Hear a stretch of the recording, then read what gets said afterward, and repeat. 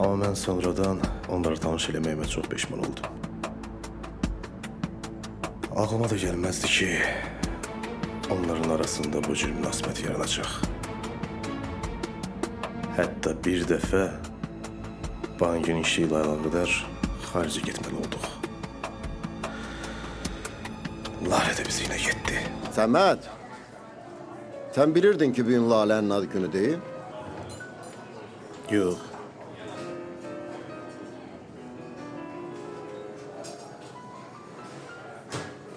Eybi yok.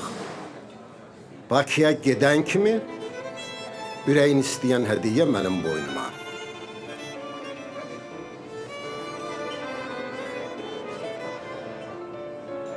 Mən hədiyyəni elə indi burada istəsəm olmaz? Burada, Aha. burada ne hediye mümkünse ben hazır. Bu qədər adamın içində çətin olmaz ki. Çetin niye olur? Kişi dörü be ha? Onda gəlin rəqs eləyək. Tango.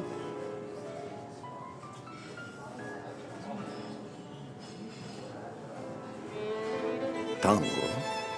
Aha. Özü də Argentina tangosu.